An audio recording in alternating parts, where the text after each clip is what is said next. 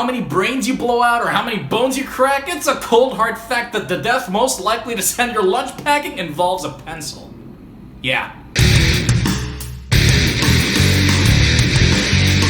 So 2.5 years ago, I don't think anybody would have thought that a non-stop action flick about a grieving ex-hitman out for blood after Russian mobsters murder his dog would ever work. However, pleasant surprise struck as John Wick delivered unrelenting style, exhilarating bloody action in spades, and a sense of originality through deadpan humor and a unique world that was established. Put all of that with Keanu Reeves' unquestionable charisma and we've got something worthy of a franchise. A sequel was inevitable and now we've got John Wick Chapter 2. Does it deliver? So John Wick Chapter 2 picks off right after the events of the first film. We see John Wick getting back his '69 Mustang with the high body count style we've come to expect. Too bad he didn't get it out in one piece, that is a lovely ass car. So just when John thinks he's finally free of the assassin lifestyle, we got an Italian mobster named Santino D'Antonio, played by Riccardo Scamascio, showing up at John's doorstep. He reminds John of a blood oath that he had to take in order to retire. Santino then forces John to pay the debt by assassinating his sister Gianna. She was given a seat on a high council of elite criminals, a position that Santino thinks is rightfully his. Things don't go as planned for John when he's in Rome for the hit, so now shit happens and he's got a $7 million bounty on his head. And you know what that means, right? Ass kicking on a whole nother level. Besides the body count, a notable facet of its predecessor that John Wick Chapter 2 doubles down on is the dry humor. All over the film, from the way these characters interact with each other, to the so-called code of the Continental, to the stylish action sequences, the subtle humor that is pervaded gives the film a burst of originality that distinguishes it from other popcorn action flicks. I mean, there was this one scene where John and Cassian were casually walking and shooting at each other with silenced pistols through a neon-lit metro among a crowd of people who didn't seem to give a shit or notice. In this strange version of New York City, it looks like anybody from a punky chick to a drunken homeless guy is some kind of secret assassin. The kind of weird and preposterous stuff we see in this film is not only positively entertaining and funny in a very subtle kind of way, I think it also induces interest in the audience and in a way kind of encourages them to ask questions about this world that's been built before them. In my honest opinion, this is the kind of creativity that's been missing from modern action flicks. The ass kicking we see in this film is out of this world and we get to see it in all its divine glory thanks to Chad Stahelski's direction. His idea of doing long takes and not shooting the action up close was a really smart move. It allowed us to see what was going on clearly and in full view, and it was also necessary to accentuate the supremacy of John's skills, whether it was fighting, shooting, to doing both at the same time. Makes sense with a high body count, right? Accompanying the badass action is Dan Lauston's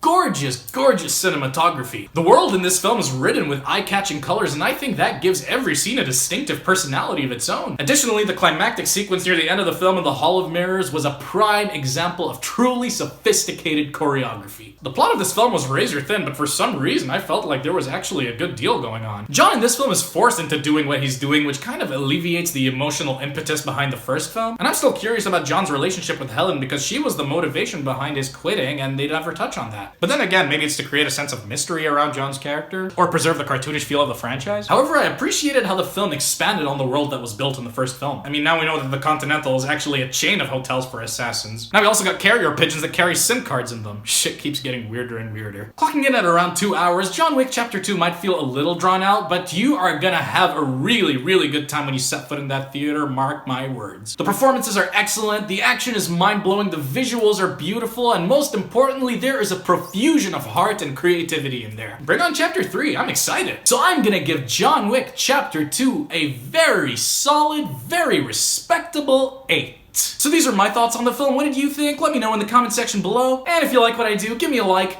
hit that big subscribe button, stay tuned, and I will see you on the next one.